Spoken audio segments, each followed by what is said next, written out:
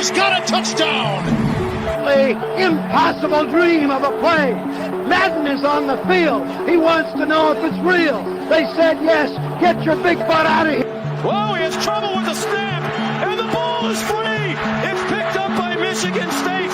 Jalen Watts Jackson, and he scores on the last play of the game. There, he's got it. End zone. Touchdown Titans. There are no flags on the field. It's a miracle. It's a miracle. It's a miracle, man. It's a miracle. Guess what? We back again. Another Sunday. I told y'all, same spot, same place. Again, welcome to the Football Frame of Mind, man. We the dudes that talk football every Sunday, man. Cameron, Brandon, Football Frame of Mind. Y'all know what it is, man. So we got a whole lot of stuff to talk about, man. We got a whole bunch of shit to talk about, man. I don't know about you, but it was good ass weekend, man. Good weekend. Better than last. For some people, yeah, it's better weekend for you, especially. Yeah, better weekend for me. Oh, definitely, man. I was definitely like one of those guys that's like happy about it. No, but before we even get into that, man, how you doing, man? It's good, man. So anybody who's watching, football is back in full swing. NFL Week 1 is underway. College football Week 2 is coming to an end. And we have tons and tons of things to talk about, man. But before you go anywhere, man, if you like NFL and college football content, smash the like button. Follow across all platforms, especially on the ticker below. And if you're on YouTube, like the video, subscribe. And if you're not already subscribed, hit that bell notification so every time we go live, drop any form of content whatsoever, you're the first person to get it. It's completely free. You're too good for the search bar. Skip the stairs, hit the elevator, subscribe, hit that bell notification. We're almost to 36,000 subs, and we are inching that much closer to 100 million views in less than 2.5 years. We got another pretty much 4 million to go. Can't get there without you guys, but like I said, it's completely free. Like, follow, subscribe across YouTube, TikTok, X, Twitch, Facebook. And if you like these weekly shows, maybe you don't have time to physically watch them. Maybe you want to go to the gym or listen on your way home. Check us out on Spotify, Apple, and Amazon as well.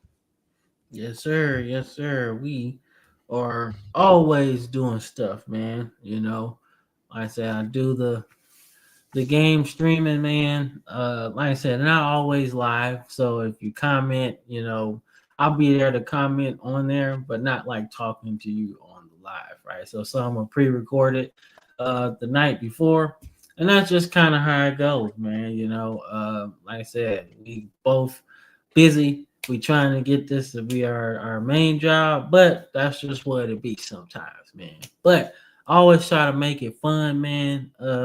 Try not to drop lives on like Saturday and Sunday because I know we watching football. That's what we do. So, but throughout the week, man, you know, check it out. Check it out. So got the Super Bowl pre-recorded for the NFL head coach rebuild. So y'all gonna check that out. Fantastic finish. Let's just say that. Y'all gonna like that. So stay to the end. But nonetheless, man, like I said, we do so much, man. So I dig the fish on your wall. Oh yeah. Gotta have payback, man, because my son broke my frame. So I was like, you know what? Your first school assignment, since he just started kindergarten, I said, your first school assignment is going on my wall. That's what they did. They made it fit. So I said, that's going on my wall right there. So payback, or what you say, back pay. So we, you know, are trying this new thing out as far as showing y'all how y'all watch the video, man. So new viewers, thank you. Keep on coming back so you can be a regular viewer. Our casual viewers, man, why just come pass by, you know? Like and subscribe. Stay for a while, man. And then our regular viewers, right? We got a couple guys already in the comment section. So there you go. You know, those guys that be in here ready, touchdown troops, see that smooth, right? You know, those guys. Be those guys. Be here all the time. Yeah, all the time, right? Yeah. So he said, Aaron Quinn. I think he meant Aaron Glenn. Yeah, he did. Well, I mean, I don't know. I feel they had that game, but we'll get into that. I think I put that on here. And then, damn. Oh well. I told you, I ain't trying to hear no MVPs. I don't care. It's Super Bowl or bust for the Ravens. Like I don't. I'm not here for no 2,000-yard rushing seasons. I don't care about none of that. So we can win 10 games. I don't care. As long as we get to the playoffs and win the Super Bowl, that's all I care. At least make the Super Bowl. Yeah, I mean Aaron Glenn. Yeah, we figured that because I'm like Aaron Quinn. I don't know who that is. Sounds like a creative coach. Yeah, something I would do. Nah, man, but like I said, we want to keep y'all entertained, man, and we want y'all to keep coming back. That's what we want, man. So thank y'all for watching, period. So we're gonna get into some college football, man. So we gotta start with what is that?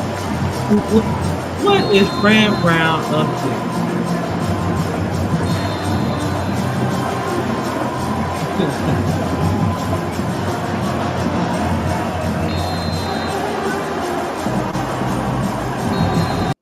All right, so Syracuse, don't copyright us, okay? Don't do it. Yeah, don't do it. I tried to put something on there and say I got it from y'all, man. My bad. I tried my best, but I was just curious about it because I was like, you brought it up. You was like, we gotta talk about this, right? And I was like, yeah, I already put it on there. Now, probably should have done it a little bit better than this, but nonetheless, right? Syracuse wins their game in overtime against UConn. And Fran Brown, who's been one of the more outspoken coaches, even in a school that's not necessarily a powerhouse as much as it used to be, because it used to be a powerhouse back in the day, but not a powerhouse anymore. But he's been outspoken and in the transfer portal very busy.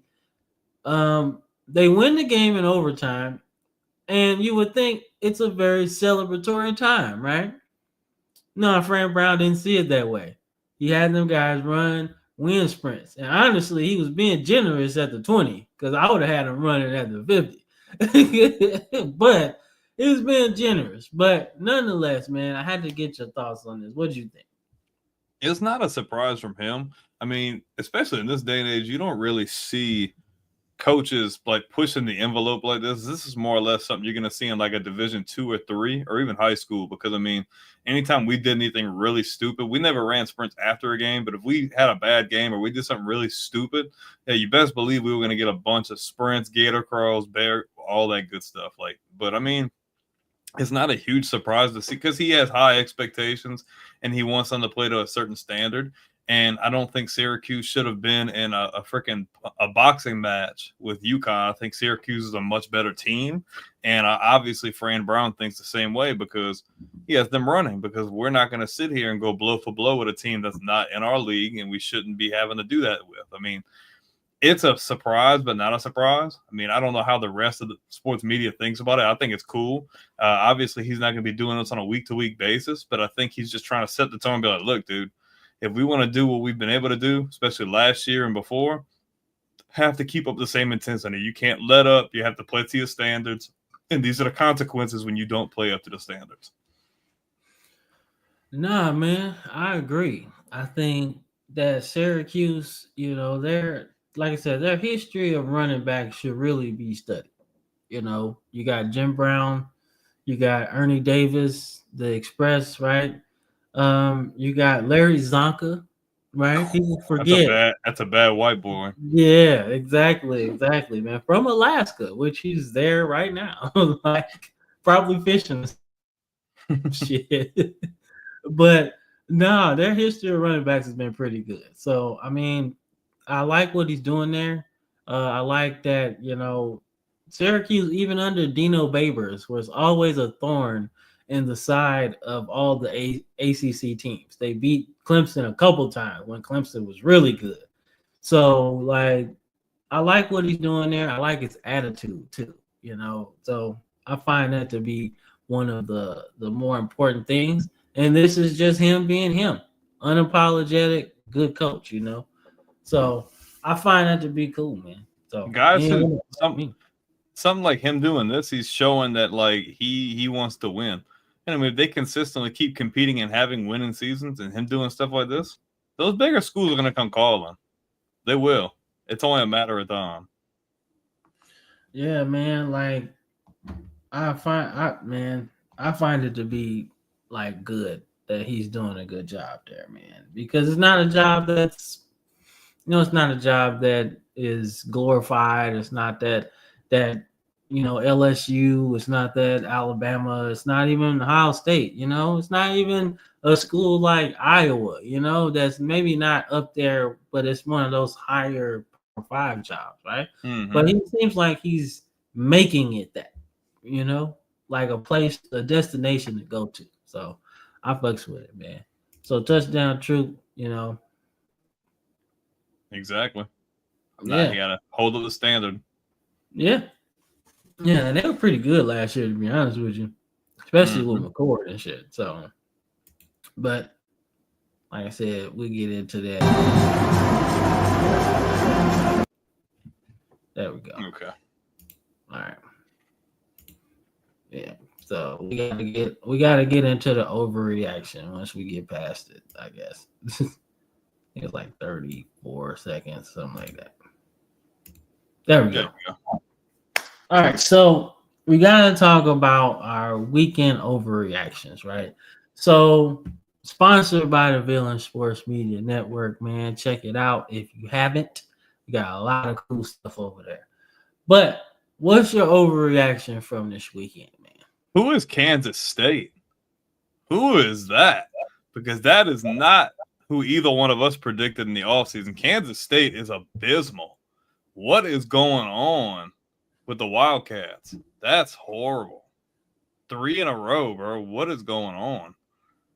I don't know, man. Like sometimes you're the ant and sometimes you're the boot. Well, they've been the ant the last 3 weeks in a row.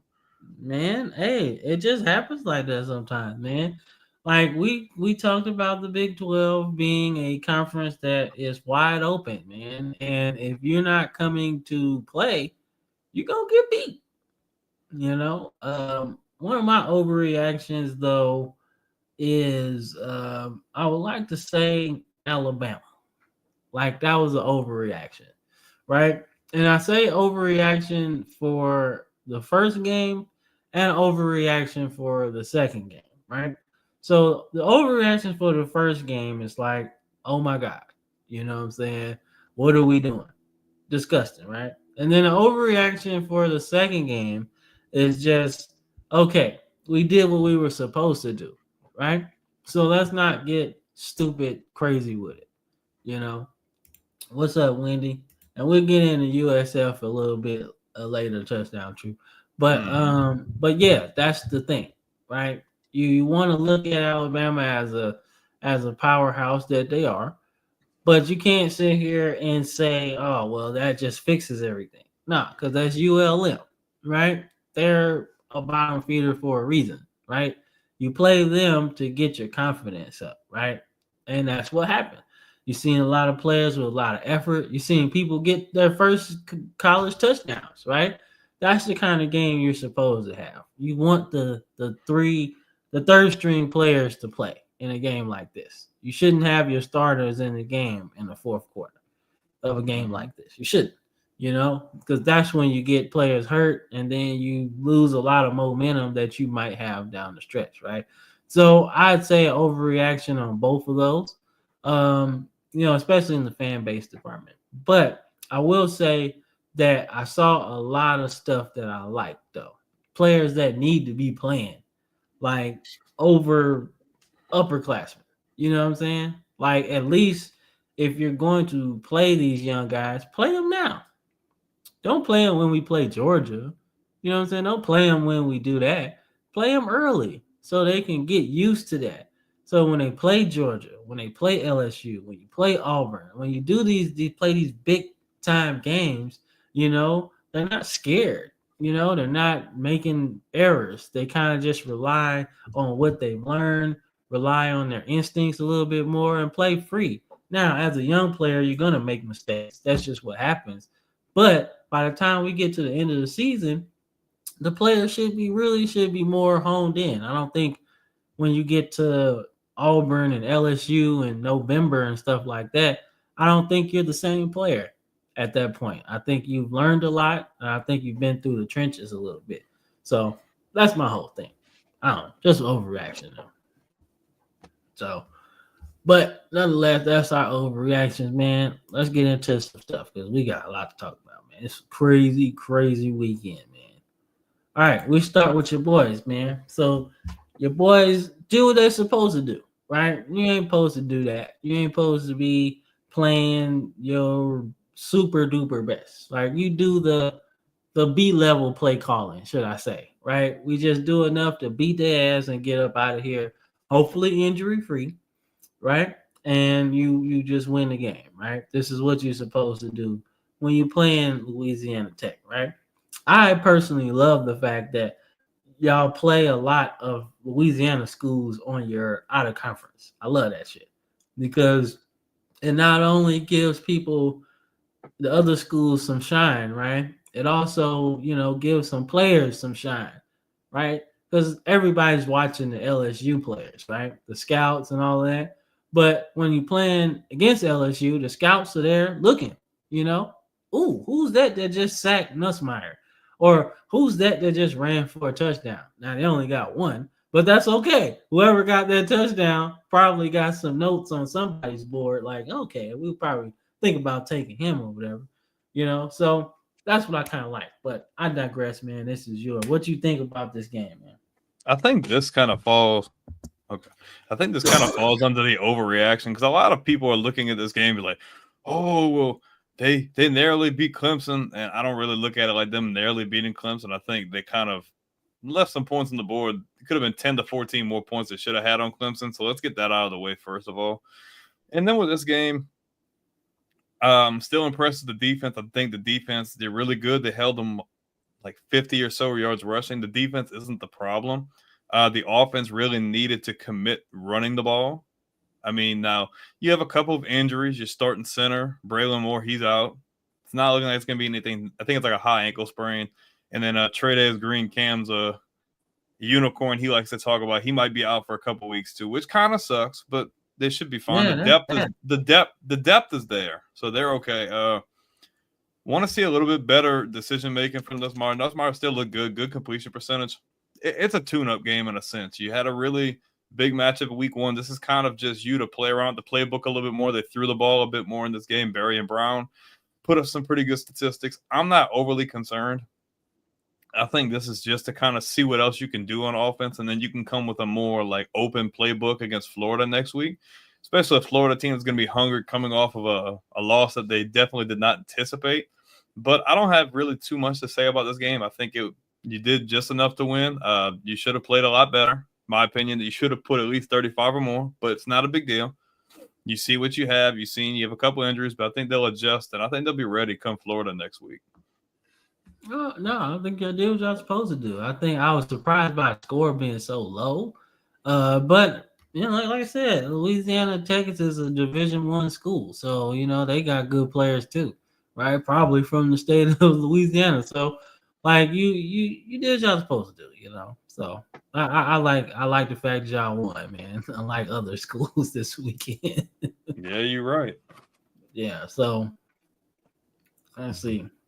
So speaking of teams, like y'all played these guys last week, right? And they seemed like they weren't ready to play for this one. And they had to rely on the fact that their Clemson and Troy was playing. This game was not the prettiest. Troy was actually up by a lot at one point in this game. And Clemson came out at halftime and really balled out. But it definitely shouldn't have been this close, right? And like I said, man, Klubnik is not looking like the Heisman front runner, first overall pick that we said. Quite frankly, if we're going off the first 2 weeks of the season, it honestly looks like Haynes King is the front runner because out of all the quarterbacks, except for the dude from Baylor, which we'll get into. There's at least 4 or 5 other guys, whether you're talking about Nussmeier, whether you're talking about Haynes King, and you have another handful of guys that are playing a lot better football. I wasn't that high on him before this year. Everybody else thought he was a shoe-in to be the Heisman winner. And I think LSU exposed them offensively, and the fact that they don't have like that guy at running back, like that makes them one-dimensional. That makes them one, and you're putting more on him. So this year's going to be a real tall tale if he's really that guy. And guess what? You struggle with Troy. Guess who you got next week? You got Haynes King. Yeah. I don't think you want that. I don't think you want that at all. And then you playing at Georgia Tech, if I'm not mistaken. So you really don't want that. So that's very concerning. Very, very concerning. Like, if Troy's quarterback doesn't throw 3 interceptions, they win this game. Yeah. They win this game. Yeah.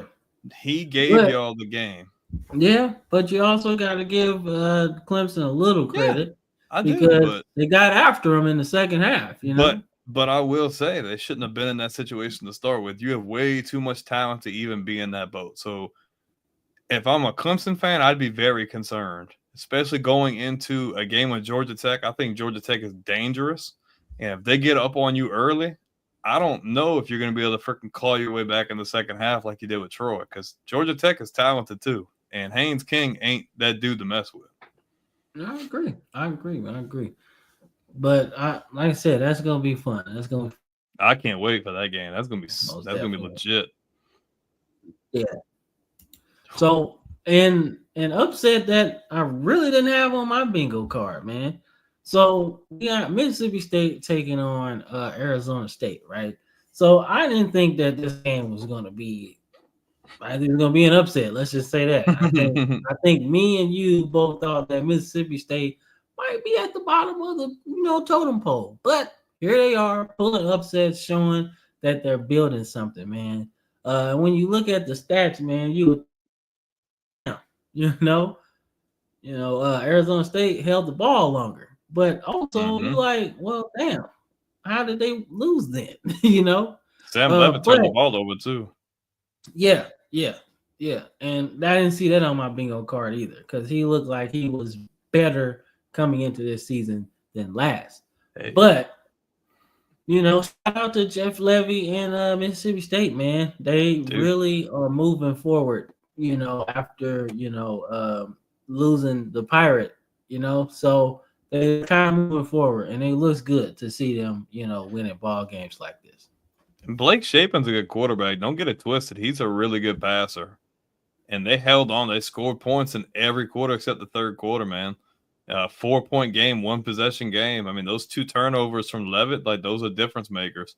I know Mississippi State's not an overly talented team, but it's an SEC team, and you can't go turn the ball over like that against them. Mississippi State put points on the board, man. They had almost 350 yards of total offense. They didn't turn the ball over. About the same amount of penalties. Like, they didn't convert on 4th down, but the fact that Arizona State held the ball for almost 40 minutes and still found a way to lose, that's a testament to Mississippi State and the game plan they had, and then playing efficiently on offense and just not turning the ball over. Nah, man, I agree. I think the fact that they went in there with a game plan, and a game plan that they just stuck to. And the fact that the receiver had 133 yards, like, that's just crazy, right? That's just crazy production. And it seemed like they didn't have an answer, which was interesting because Arizona State kind of boosted their secondary in the transfer portal a little bit. So you would think, that it would help them, but they were getting toast all game. So very, very surprising, but shout out to the Bulldogs, man. Hey, they making some waves, man. And that's how you do it. That's how you rebuild a program. People, recruits see this. And they're like, man, remember when the Bulldogs beat up on Arizona State? Yeah. People like that shit. You And know, Arizona State was a top 15 team too. Like that hurts them. I know it's out of conference, so it's not that big of a deal, but it'll come back to bite you if you don't like win out the rest of the year. yeah, most definitely, man. And like I Especially in said, seeding. but the Big 12 is crazy. So we already know that. We already know that. Big 12 is gonna be crazy, man. But speaking, I think that's the next game. It might be. No, it's not. So let's talk about the ex Big 12 team. You know, Oklahoma taking care of business. I'd say not the most, smooth performance in terms of material. I was expecting a little bit more. But shout out to Michigan's defense. We already know they recruit well on defense. So it's not like, it's not surprising that they gave him a good look, especially for what he's going to face later on in this conference. But I don't like the fact that he led the team in rushing. I don't like that. I don't like that at all. Like that's I like his passing though. Yeah, like I mean, he did pass pretty But I good. do agree with your sentiment though. I mean, that's not you shouldn't be doing that.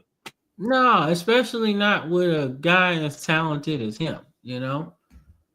Like and touchdown troop, who I think is a Michigan fan. Yep. I would say that he has something to say. But I just Michigan has been one of those teams that's not smart offensively. So when I think of what they did against Oklahoma, right? There's a lot to criticize, right?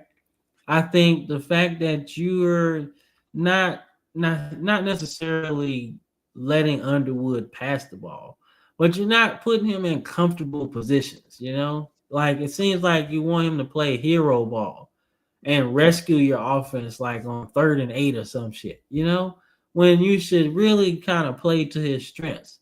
And what I saw in high school is a guy that really takes his time, but he has a cannon for an arm, right? So my thing is you have to really go to what you do well, right? And what they do well is run the ball, right? Even when Harbaugh was there, they ran the football. I feel like even though you want Underwood to pass the ball a lot, right? You want him to be the savior. I don't think he's ready for that yet. I think you should allow him to get comfortable, but also rely on this money running back you just stole from Alabama. There's a reason why he was good. It's a reason why he wanted to transfer because he wanted an opportunity, maybe against less competition, but he wanted an opportunity nonetheless, right? So that's my whole thing. I think that they have to be better, at least making him comfortable moving forward. That's the only way they're going to win any games, right? And I'd hate for it to get to a point where Underwood's so happy to be there, but getting beat up every year. Remember Shea Patterson? Shea Patterson when he went there and he was like this second coming of Johnny Manziel out of Ole Miss and shit, and they just never helped him out. They never made him comfortable or played to his strengths, and that's the problem. It's too early for him to be leading an offense. We're not talking about Trevor Lawrence, or we're not talking about a Bryce Young or somebody like that that's already a prototypical passer, right? He still has stuff to learn. And because the Big Ten is so vast now that you have Pac-12 teams in there, he's going to get hit a lot. And you got to let him get comfortable, but you got to call plays that fit his skill. I don't think Sharon Moore is the answer for Michigan, to be completely honest with you. No disrespect, but I just don't see it. No, I found it was kind of like, I felt like it was the same scenario where you had remember when Spurrier left South Carolina, right? And he just appointed a guy to be the guy, right? Now, Elliott, who ended up coaching, I want to say Georgia State, he was the head coach there for a little bit. He was good, but South Carolina just wasn't the spot for him yet. He had to now I don't know if he's still at Georgia State, but I do know that that was the job for him. to start out with. And they've had some success there. But that's kind of how it feels. Like we just appointed the guy that our other guy wanted, not necessarily The right fit. yeah, yeah, yeah, yeah. But I mean, Oklahoma looked good. I like Burks, I really do, but defensively, I like what they do. I've always been a fan of Brett Venables' defenses. Like the way he blitzes from anywhere, any angle, the exotic blitz packages are absolutely crazy. I love it. I love that type of defense that you just have to pay attention as an offensive lineman to who's coming and who's going, but you have to be quick with it. You can't think that somebody's coming and then you just miss your block and then the quarterback's fucked up. So I just love that. So hopefully they can keep that chaos going. I think they're gonna miss the other guy, Stutzfield or something like that. Stutzman, yeah, they're gonna miss him because he was a good linebacker for them, man. But nonetheless, let's move on to the next game. I thought Michigan was kind of overrated, honestly, to be honest with you. They were ranked too high, in my opinion. And Touchdown True says they're gonna miss. I mean, maybe Touchdown True is an under the radar Michigan State fan. Yeah. You look good in green. Speaking of that, I think I got that game on here. Because y'all were like, this game's going to be stupid. That was one of the best games of the weekend. Are you crazy, bro? I told you it was going to be good. I was like, yo, like these two teams never really play each other. Unless it's like a bowl game now. But since conference alignment, anything's possible now. But let's talk about one of the craziest upsets. Yeah. But I think we both said that Florida had to be careful. Mm-hmm. They had to be careful in this game. I know I was on the table of I think Florida, the South Florida can win, but I wasn't gonna bet my money on it. Yeah, we both agreed, but we both said Florida had to come out and not make mistakes on offense to score points, and they made mistakes and they didn't really score that much. So, and to be honest, did you feel like this? Now tell me if I'm wrong. Did you feel like Lagway wasn't comfortable? I don't know how to feel about him, to be honest with you, but I mean, yeah, I'd probably say something along those lines. Like it felt like in like last year, like I feel like last year he could hike the ball and really just go into what he wanted to, right? But this game, and maybe the last game too, it just kind of felt like he just wasn't comfortable. Like it felt like he was kind of thinking too much rather than just going with the flow of what the defense was giving you. Like it felt like he was almost tripping over his feet a little bit, trying to do too much almost, right? Especially late in the game, right? Because there was a play where he probably just should have either just ran it from the beginning, but he just kind of like fumbled it, like went back in, went back out, and then by that time the hole was closed, But he could have picked up like the first down pretty easily. But I also said that Brown has improved. Now, in this particular offense, I don't mind your quarterback leading you in rushing because that's how you stay on schedule in this type of Josh Heupel offense. You stay on schedule with your running back running. With your quarterback running the ball, right? It's almost like you just keep the ball moving forward. You stay ahead of the chains at all times. And because they move with such a fast pace, you can always go for it on fourth down because it's like 4th and 1, 4th and a half, right? You can always play those. And that's what happened. Like he seemed like he really, really matured over the past offseason, right? Because when he played against Bama, I don't think he could hit the blind side of the barn, Like he could run, and that's what gave us trouble, but he couldn't throw. He was making some throws in this game, right? The touchdown to Singleton was absolutely crazy. how he caught that above 2 Gators and then scored, right? But they had him on a sack and he just ran right past everybody, you know? So that's the toughest thing I think to gauge about South Florida because the last 2 games they've had, they've been upsets. They beat ranked teams. So we already knew they were in trouble, you know, if they didn't score enough points in this one.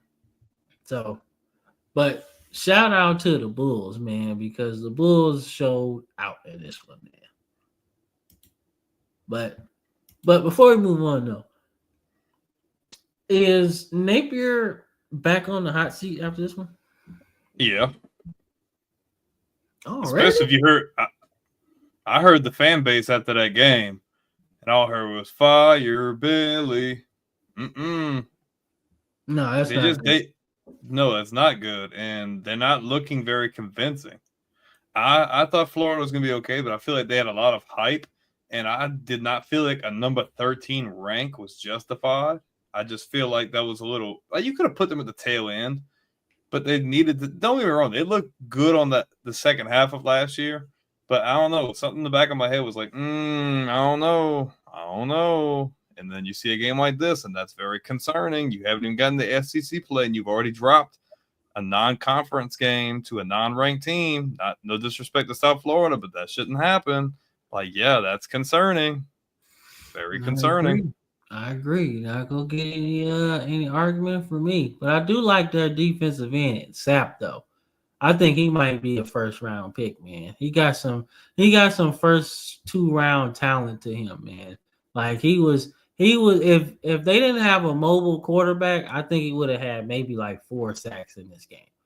But dude was moving around a lot. So, but let's go to a game that I told you last week that you had to watch out for Baylor. Sawyer Robinson's good. Yes, he is. But the reason why I told you that is because I forgot who they played, but they put up points against them. And I was like, yeah, the team that they're playing against is tough.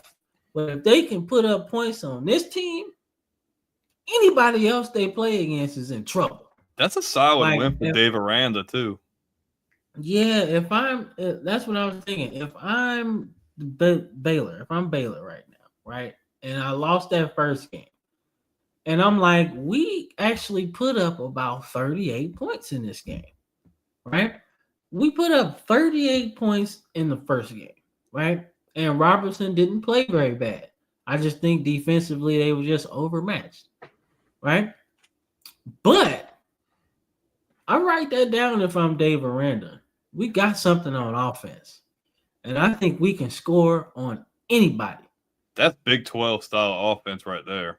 That's classic Big 12, dude. I love it, man. Look at his completion percentage, bro. 34 for 50 with 4 touchdowns. That's great. It's a shootout.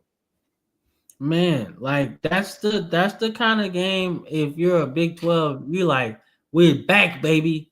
No defense. No defense. Air it out. Exactly. No defense. We're just all over the place. So I fucks with it. 600 yards of total offense is fucking nuts. Like, I don't care. Like, if you get 600 yards on anybody, you should probably win that game. But that's how I like it, man. I like when you're an offense and you know you're good and you know you got like talent all over the field. I like when it's balanced like that. Yeah, he got 400 passing yards, but he also got 100 some yards from the running back. And then the receiver got a lot of, it seemed like it was spread out. Nobody had like 300 receiving yards. So it's not like the dude from Arizona that went for 300 and then you didn't hear nothing from the rest of the game or the season, I mean. But on defense, I love it. Like, I forgot, I think it's either Keelan Thomas or Keon Thomas. Whatever the name is, I'm sorry. But he was on my list of Big 12 defensive players that are going to come out and play, right? He was one of those ones. And this is the second week in a row he's had double-digit tackles, okay? So he's around the ball. So him and Rodriguez from Texas Tech should be neck and neck for Big 12 Player of the Year, or defensive player of the year, because they're going to be all over the field all year. And if you got a guy like that seems to be making tackles in space all the time, you got a good person on your hands, man. You got a good spot on your hands, man. But shout out to Baylor getting this upset, man, in a Southwest Conference, revival. So kind of got into the Bama game a little bit. So not really going to touch on it that much. But I like the fact that we didn't play down to the competition.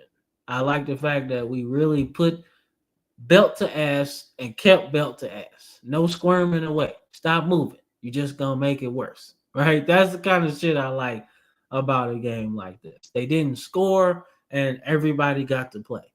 I like shit like that. If we got to play like a bunch of starters in the game, it's not a good look, all right? So I like the fact that we played, balls to the wall from first quarter to the fourth quarter. But I'm not going to be like, oh, my God, whatever. You know what I'm saying? Like, oh, we're back now because we got Wisconsin. And, yeah, Wisconsin might not be that good, but they're also better than ULM, right? So that's what I'm saying. But I tell you something I did like. Remember I told you, I was like, I really want to see Bernard kind of run out of the backfield a little bit. They seem like they put a wrinkle in there with him on some wide receiver sweeps, right? And I'm like, that's the kind of runner we need. We need something like that to kind of throw off the defense a little bit, something that they have to pay attention to. So I did like that. And Ty Simpson was 17 for 17. Like, he knew where he was going with the ball all game. So I fucks with it, man. But good win, right? Positive reinforcement. Like, you need that, sometimes. Especially nowadays. You need that. So let's get into it. All right. So some very vulgar things were said in the group chat, right? Like what was Andrew on? Big pause for you, Andrew. Big pause for you. But nonetheless, man, I can't remember his name. Is that Pribula? Yeah, Pribula, I think. Pribula. Okay. So I like what I've seen from him. This is a quality opponent, right? Kansas obviously is a Big 12 opponent. And, we're back in the Big 12 days, right? The border war, right? But I did appreciate the fact that they look good, I do think Mizzou is talented. Top of the SEC? No. Middle of the pack of the SEC? Yeah. Could they steal games from both of our teams? If they played their best game, they could steal a game, from either of us and Georgia if they wanted to, if they played tip-top complete football like this, right? You get a lot of rushing yards from quarterback. You get I want to say Ahmad Hardy going. That's good. You get after the quarterback, right? That's a lot of ifs, as Lee Corso would say. That's a lot of ifs.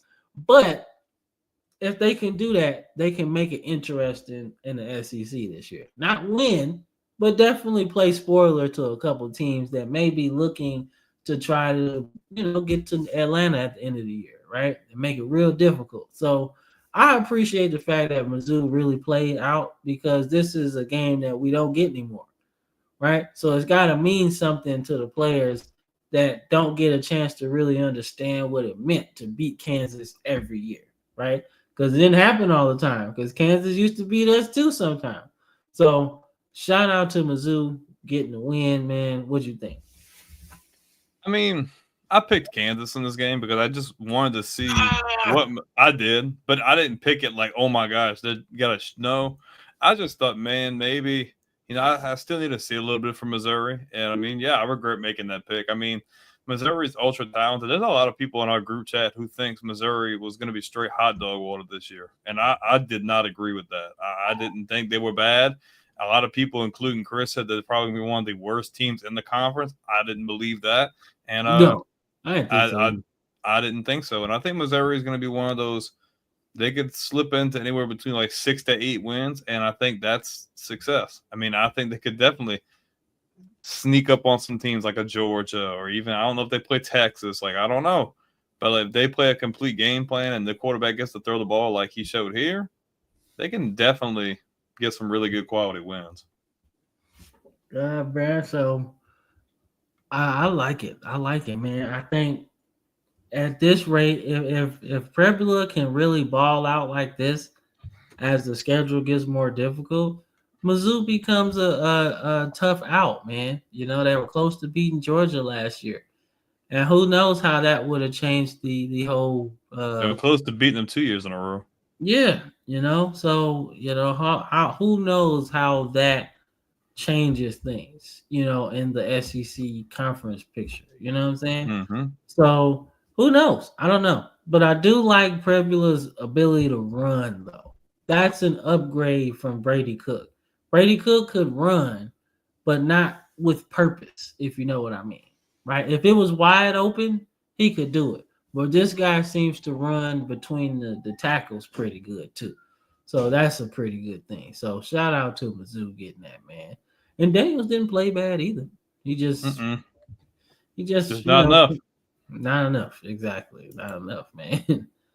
But that's Kansas, man. I'm sorry, man. Kansas got that. So you know, we've been on Hawaii all year. I told you that's what we're doing. We got Hawaii games, even if they get blown out. Hawaii's gonna be on the docket for us all year. That's what we're doing, right? Hawaii had a good game. Their quarterback is out, so backup did pretty good, man. Sam Houston kind of got the belt to ass, which seemed like that's what they've been getting all year. But Hawaii gets the win, man. Shout out to the Warriors, man. Rainbow Warriors. They did their thing, man. To have your backup quarterback in there doing this thing like that, pretty good. So, I want to say Ash Lock, somebody to watch, man. He got some skills. So, like I said, could be a second, third day kind of guy, but you never know. Those guys make the team too. If he get drafted, don't tell you I didn't tell you. So, but shout out to Hawaii getting this dub, man. 2-1. 2-1. So I like the numbers. Let's see y'all do it a little bit more. Sam Houston 0-3. That's abysmal. That sucks. Yeah, that's a tough start, ain't it, man? That's a tough start, man. You ain't supposed to be losing your first couple games, bro. Like, especially not like this. Made Hawaii look real good. Real good, man. Real good, man. So the game that everybody was sitting there, it's like, what are you talking about? This is going to be a horrible game. I remember y'all was like, this is stupid. This team's a dog water. This was one of the best games of the weekend, bro. Like, shout out to Aiden Childs, man. 4 touchdowns in this game, man. But former Alabama quarterback Dylan Larnigan also dropped a 4-burger, too. So shout out to him, man. This turned out to be one of the best games of the year, man. Overtime thriller. But Michigan State 2-0, right? When the last time we seen that? Mel Tucker. Who's that? Mel Tucker. When they're actually really good that season. I'm sorry. They really were. Doesn't ring a bell. I don't know who that is. Yeah, oh yeah, you know who it is. You know who it is. I'm just playing. But the diddler of college football. The diddler. No, we have somebody a little worse than him. Yeah. We got somebody a little worse than him. But nah, man. But like I said, man, say what you want about Mel Tucker and how that whole situation. But when they won, they were winning that season. It was crazy. I was like, yo, what the is going on with Michigan State, bro? They're not supposed to be this good. But we also know that sometimes it's a flash in the pan, man. But Aiden Childs, obviously, he transferred from Oregon State to go here. So it was like he wanted a chance to play. And this is kind of the game you want to be able to play in, you know, a game where you can showcase how good you are. And he definitely can pass the ball. I don't think that was the thing. I just think that he just needed an opportunity to show he can play. And it's good, man. But I tell you what, Dylan Larnigan considering how the NFL loves pocket passers. And one thing I know about Bill O'Brien, he loves pocket passers. and they're going to push him to be an NFL draft pick, man. And Bill O'Brien has had a lot of success in the NFL, so I know for a fact he's going to stand on the table and be like, "Hey, my guy can play." First round talent? No, not going to say that. But that don't mean nothing. I mean, first round talent don't mean that guy can't have success at the next level, and you know that too. Yes, I do very well. So, like I said, it doesn't matter, man. If you get an opportunity to play, he can show out, man. And if you can run Bill O'Brien's offense, which is more or less pro style, which is why Castellanos didn't work. He's not a pro style quarterback, right? So, if you got a guy like this and Bill O'Brien's offense, yeah, NFL teams are going to take notice. So, but shout out to Michigan State getting the win and showing out, because I put their game on the thing. All right, so let's get it. Let's start picking some games, man. That was the recaps, man. So here we go. Let's start some previews, man. So I'm going Georgia Tech in this one. I think the crowd's gonna be loud. It's in the middle of Atlanta. Look at that damn skyline. It's fucking beautiful, right? They probably gonna be in white, so gonna love that. Or some gold, whatever. It's going to be like that. So I expect everybody to be there. It's one of those games that can change your season and the path of your program, right? Georgia Tech is really good, and I want to see Haynes King do his damn thing, man. So all of y'all keep talking shit about Haynes King. This is the one game that he needs to ball out in, man. So that 300 passing yards and 100 rushing yards, he gonna need all of that. Gotta keep Clemson off balance, man. They got too many up front guys, man. Too many interior linemen that move like they playing linebacker. So you gotta keep them off of that thing. But you also need a big quarterback that can take some of them hits and then keep moving forward, man. So I got Georgia Tech in this one. Man, look. I don't want to hear nothing about that defensive front from Clemson because they have not impressed me at all in 2 weeks. Cade Klubnik, Mr. Shoe-in for Heisman. Hold on, let me see. Okay, there we go. Mike was messing up. We've been talking about Haynes King since last year. I picked Georgia Tech, and he picked Georgia Tech to be an appearance in the ACC championship game. And I'm standing on that. I'm going Georgia Tech, bro. They are playing with confidence. They are physical. They are very well coached, and I expect Haynes King to do just enough, if not more than enough, to seal the deal. Clemson has not showed me anything to make me confident saying they can contain Haynes King and they can stop this offense. I don't believe it. I don't. It took y'all a whole half to wake up against Troy. I'm sorry, but that's not going to cut it this week, bro. This dude's playing really, really good. And they have weapons, and they are good on defense. They've almost beat Georgia with 2 years in a row. They're good. This team's playing with confidence. They're playing with a lot of physicality. Give me the Yellow Jackets at home against the Clemson Tigers. All right, cool. You ain't going to get no argument out of me. All right, let's get it. Let's try to get the college done for the first hour.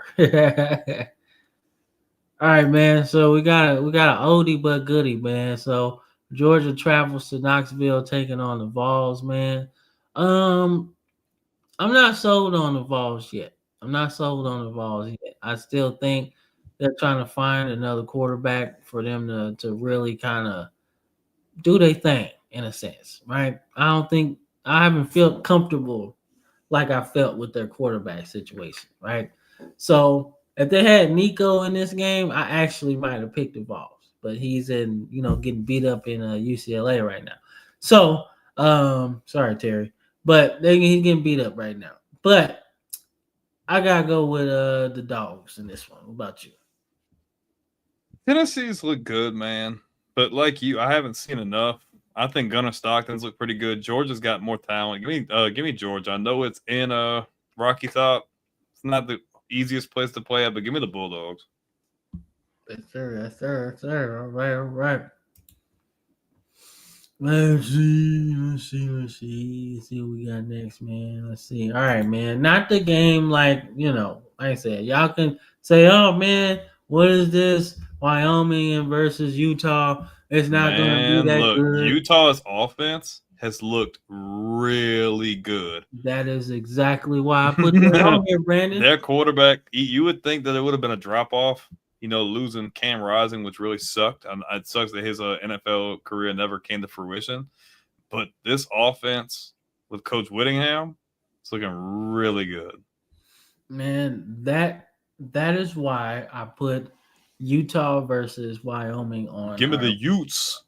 That's why I put them on here, man. Their quarterback is fucking nasty. Dampier is one of the best quarterbacks in the country right now.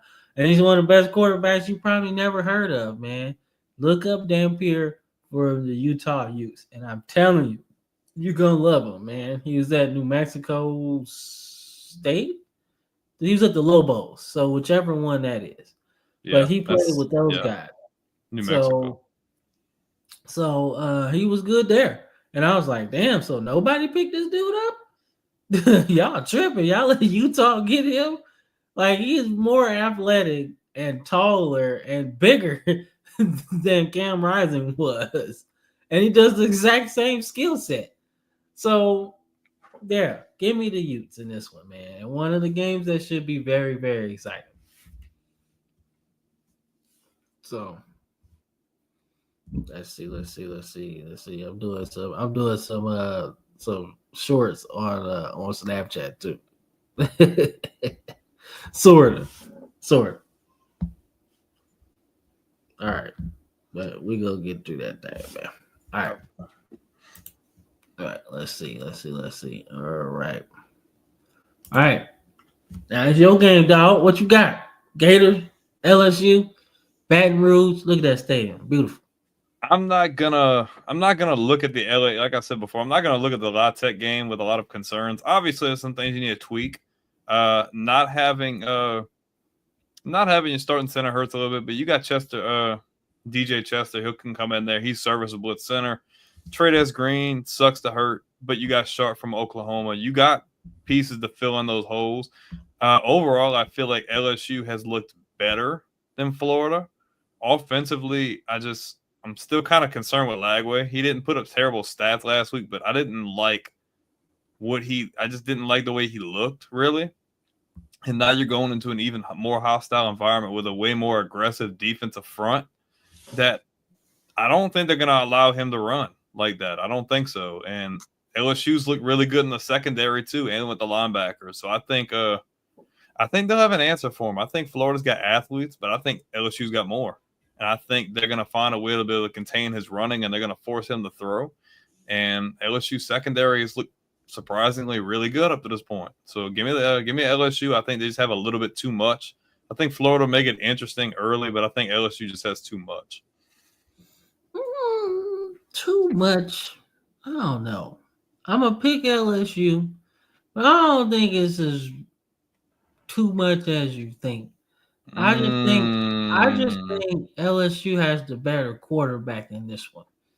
And I think at the end of the day, I think that is the difference, because I feel like Nussmeier has more experience in this type of game, right? That he's going to be able to attack them using the weapons that he has, right? So I get what you're saying, that they have too much, but I still think Florida's good, not as evenly matched, but I don't think the gap is as wide as. Oh, I don't think it's gonna be a blowout by any means. No, not saying. But I think LSU's defense is better, and I just feel like LSU has too many options to hit, and he's the kind of guy, he likes to spread the ball out, in a sense, kind of like Breeze, to where Breeze would hit like 8 different guys, and when you do that, be all right. Now LSU needs to really commit to running the ball.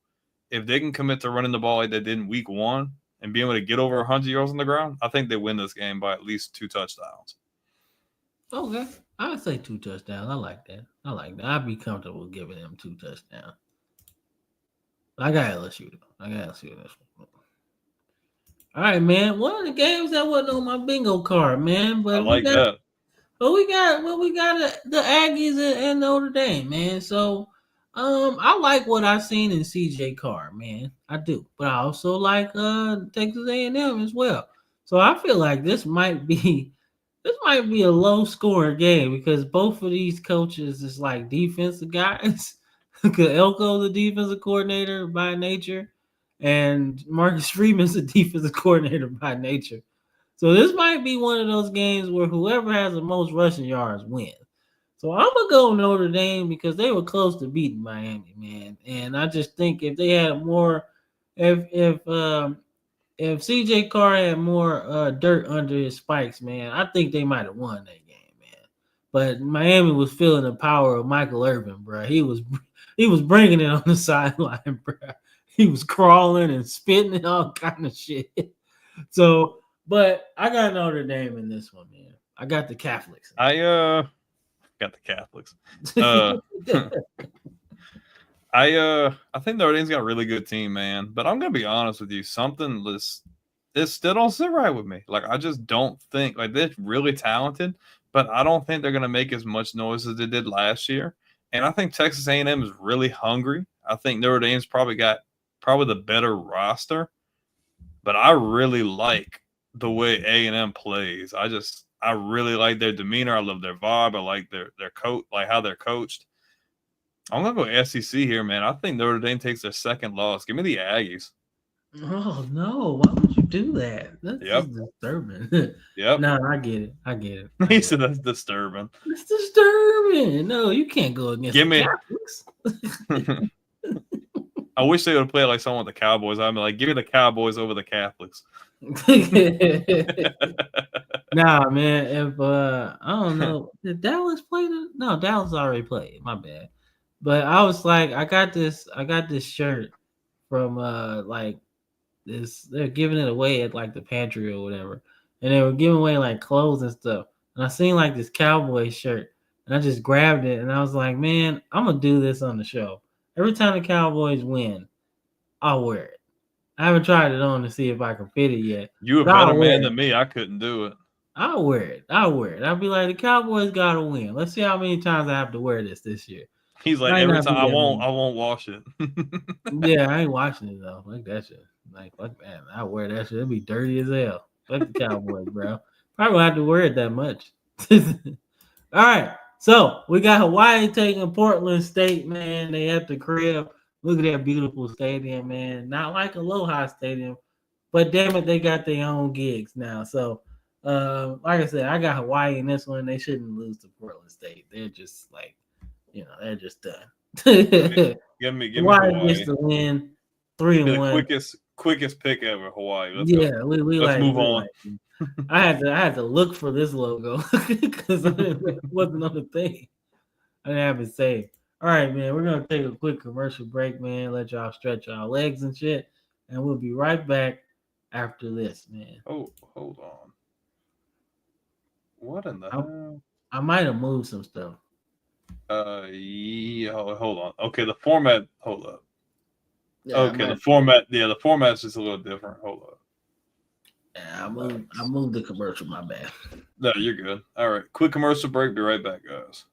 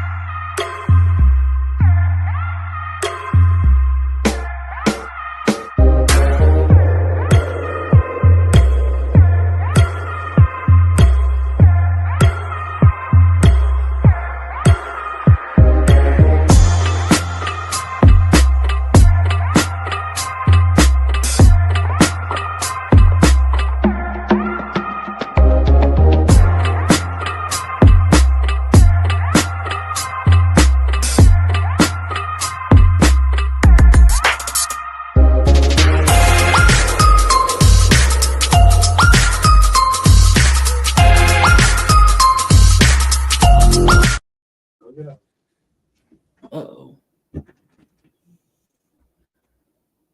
I don't like that screen. What in the world? I've seen that screen before. I don't like that. That means something not connected, Brandon. About to find out. Shit. Let's try to unplug your camera. See, well, y'all talking to me right now. You're talking to me. The sweet sounds of Cameron.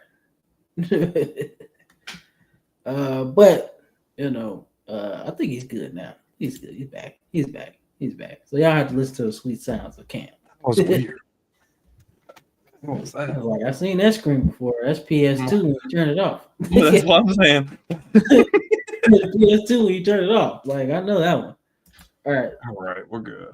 All right. Let's get it. We'll get the first hour, man. College, man. Let's go NFL, man. All right. So game was short, man, because of lightning. So they didn't really get to finish it, man. But the Eagles celebrate their championship, repeat bid with a win. The nice celebration, man. Not Cowboys. Cowboys. I don't know. They didn't look that good, man. I don't know. They just look like the Cowboys. Like, you got an average performance from Dak Prescott, and then CeeDee Lamb looked like CeeDee Lamb, but that's about it, man. But shout out Malik Hooker though. Former first round pick, man, leading them in tackles. Like, that's good. But man, Jalen Hurts was a beast, man. Like, they seemed like they were trying to stop the receivers, but forgot that Jalen Hurts could run around the goal line, So, but Jalen Hurts, this is what he's supposed to do, Like, look at that completion percentage. That shit is stupid. You know what I'm saying? Like, that's dumb. That's where he's supposed to be at. If Jalen Hurts is passing more than 35 times a game, you probably are in trouble, and you probably getting beat, and that's not where you want to be. Right, I want to see more from Saquon because I don't like Jalen Hurts leading them in rushing. But if it gets you to win, right, against a division opponent, which is big because now Dallas is technically 2 games behind, honestly now. So it was a good game, man. I just kind of hated that it got cut short, but I wanted to see more Cowboys massacre. But that's all right. It's funny because, without Mr. Spittoon himself, Cowboys probably would have got beat by a bit more, because somebody wanted to before the game even starts, 6 seconds in, and it's like, nah, I think you spitting on me, so I'm just gonna like, what are we doing, bro? Like, what are you doing? Like, did you really not want to play that game? Because that's really what it looked like. I just wanted to suit up in my uniform real quick. If I'm Nick Sirianni, bro, I'm like, what in the kind of mess is this, bro? Like, what are we doing? Like, dude, 6 seconds in. 6 seconds in. Haven't even, they put the ball down, not even lined up on defense yet. It's like, nope, see ya, deuces. Like, what? I just think he wanted to put the jersey on real quick. That's all. He's like, yeah, I got my ring. Yeah, I'm good now. Yeah, I'm just good. Like, that's just so stupid. I was like, he got kicked out already. But something concerning me is the fact that they had 9 penalties for 100 yards.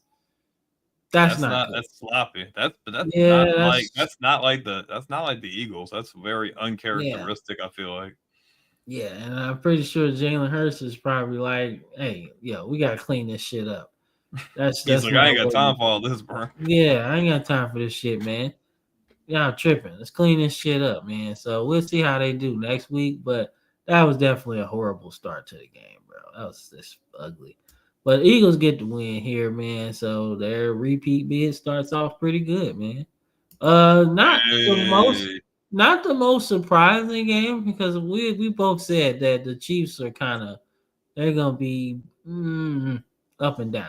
Right, but what'd you think, man? What do you think? I like what I've seen from the Chargers. I liked what Herbert did. I thought they did just enough. I mean, no turnovers in this game, pretty clean. Besides penalties, man, Kansas City with 10 penalties, only 6 from the Chargers. Man, I like this. I wasn't completely surprised. It was really good to see Maury Hampton getting a lot of touches, 15 carries in there. Johnston had 2 touchdowns. I thought Herbert had a really good game. The Chiefs just didn't have enough, man. They forced the ball to Hollywood Brown a lot. See, 10 freaking receptions is crazy. But yeah, but I Worthy think, got knocked out the game too. yeah, yeah. But I think I know it's obviously week 1, but I like the Chargers, man. I think this division is going to be tough. I think damn near almost everybody in this division got a win today. I know what's it called? I know the Raiders won, Chargers won, Broncos did too. Yep. So Yeah. AFC West is off to a good start. Yep. Like we predicted it. We predicted it as one of the divisions that was going to be kind of tough, man. So top to bottom. So the Chiefs being at the bottom, like 2 games behind everybody, definitely probably wasn't on your bingo card, man. But like I said, man, they are in a spot. I do in the NFL. I don't like to see quarterbacks leading the team in rushing. I don't like it. That especially when your quarterback's not a rushing quarterback, like in this scenario. Yeah, Mahomes can scamper for a game or 2. Yeah, but not like that. No, he ain't supposed to be doing that, man. So they got to clean that shit up. Defense at the end of the game, you can see Tranquil and fucking Chris Jones going at it because somebody missed an assignment, and that's what let Herbert run for that first down to run out the clock. So that was interesting, man. So they were going back and forth. So maybe it's just heat of the moment. They just really want to get back to the States because that was in Brazil. So we'll see. We'll see. I don't know. But I thought this was a good game. Herbert, no interceptions, man. Almost perfect performance, man. Quentin Johnson, former first-round pick out of TCU for them, is actually turning up, and that's what I think they want. I think that's what they need. So I liked it, man. This didn't surprise me one bit. I was like, dude, they better watch out because it seemed like they believing. I need it. We know the Chargers are going to play good in the regular season. Herbert's going to play good in the regular season. I just want to see the Chargers make the playoffs and actually live up to some of the hype because Herbert statistically is a top 4 quarterback in the league over like the last 4 or 5 seasons. I just want to see you if he gets hot in the playoffs. That's dangerous. Yeah, Herbert is. People don't respect Justin Herbert the way they should. If that guy's on and it's playoff time, you might as well kiss that shit goodbye. Like, man, look, it seemed like he just dropped back and sneezed 400-yard passing. He do, bro. I swear. He blew his that's nose. The craziest part about it, man. Mm-hmm. That's the craziest part about it. Like he just people don't realize, bro. They don't realize. They don't realize how good he is, man. I think now he's actually got a good coach. So it's only a matter of time till they figure it out in the playoffs. And one thing that's crazy about them, right, about Harbaugh, is that everywhere he's been, the quarterbacks play better. Like I don't understand why people don't get that. That's what I'm telling you. That you seen what they did with San Fran. Alex Smith looked good at the end. Colin Kaepernick looked good until obviously things started going. He played okay, and then all the drama came. But Herbert's the best quarterback he's ever had. Let's just be honest. Yeah, definitely is. But I will say this though. Like, we talk about Kaepernick, like, Harbaugh had him playing out of his mind. Like he was playing at a level in the playoffs that was, like, crazy. Well, but after Harbaugh left, that was But that's what I'm telling people. You need to respect Herbert. Because, last year, he followed suit. But this is year 2 with Harbaugh.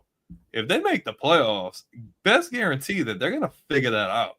And if he's on in the playoffs, the Chargers have a legit shot to go on a run. He's that good. And they have good running backs. They have decent weapons. And they have good players on defense. So I would not be sleeping on the LA Chargers. Wish they were still San Diego. Did I say San Diego? I probably did. Because I'd be forgetting. We should. I'm about to just keep calling San Diego until it happens. Yeah, me too. Because that's like ridiculous. That's gross. Yeah, gross. Like me in a Clippers jersey. I ain't wearing that shit. So, all right. So let me do this game real quick, man. So the Commanders take care of business in the Giants, right? Against the Giants. And it was not the prettiest performance from Daniels, like not really. But shout out Bobby Wagner. Dude's a baller, bro. Still balling. Like first ballot Hall of Famer. Like just nasty work, man. Double-digit tackles, and he's like almost 40. Like, what are we doing here? right? So not the prettiest performance, but this is why I said the Giants should think about drafting Ashton Genty. Okay, hear me out. Russell Wilson's your leading rusher. Bro, exactly. You go where I'm going. Okay, hear me out. Okay, Russell Wilson is almost third, if not 35, close to 35. Right? He should not be leading your team in rushing. You had a 1,000-yard rusher last year. You didn't have a quarterback last year, right? You got rid of Danny Dimes, right?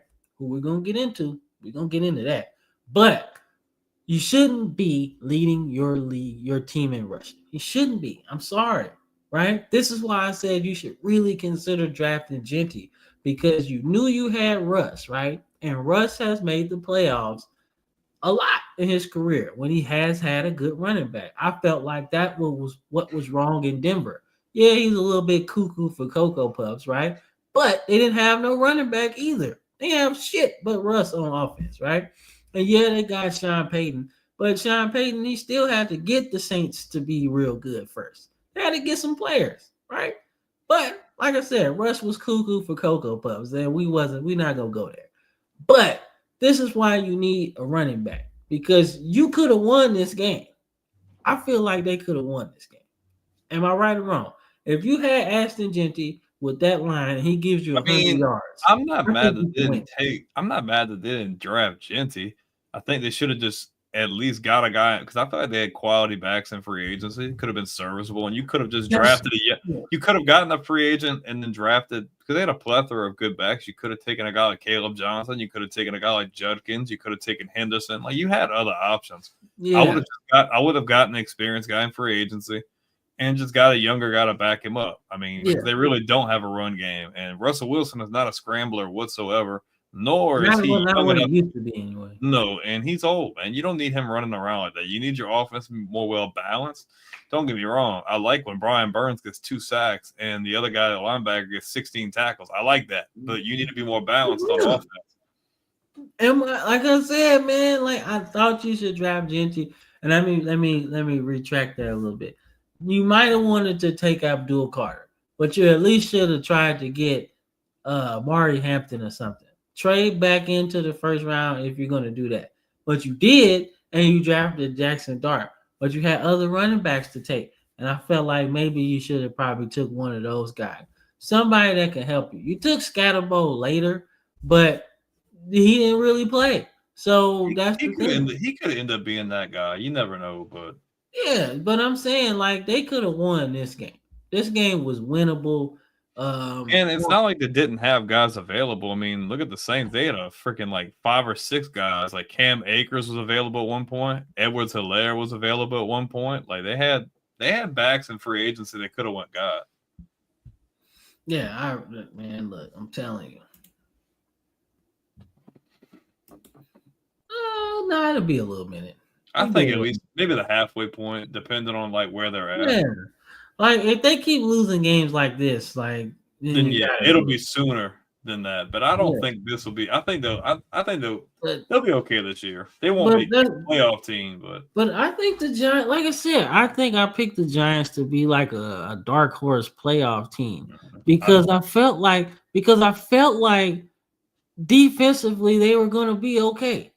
Like I felt offensively that. Yeah, I felt like defensively they were going to be good. Because you got Abdul Carter, you got Kayvon Thibodeau, and you got Burns, right? You can move them any way you want to on defense. You can line Abdul Carter up. Thibodeau can play with his hand in the dirt. So can Burns. You can stand them up. Like, their defense should be stupid good this year, just off a creative standpoint, right? That's why I felt like you got to make a move to help Russ Wilson at this point. Not hurt him because this is what's happening. Like you had 1,000-yard rusher last year, so your offensive line is good enough to hold up, but you just didn't have no quarterback. You got the quarterback, and you're trying to run him into the ground, you know? So that's my whole thing, man. This game right here, this is why I was like, they needed a running back bad because you needed to steal games like this. Because if you beat the Commanders, now you got the tiebreaker against them, if you were to beat them again. You know what I'm saying? So that's what I'm saying. That this type of shit pisses me off because it could have been avoided. Because that's how I thought the Giants would play this year. Ugly it up and let's steal some games. And this was one they could have stolen, in my opinion, man. So hopefully they fix it, man. All right, so Aaron Rodgers turned back the clocks to 2015 or some shit. What the fuck got into him? Okay? Jesus. What got into Aaron Rodgers, man? He cooked them. He cooked them. And what's crazy is the Jets weren't bad. The Jets weren't terrible. The Jets probably should have won this game. They choked it away.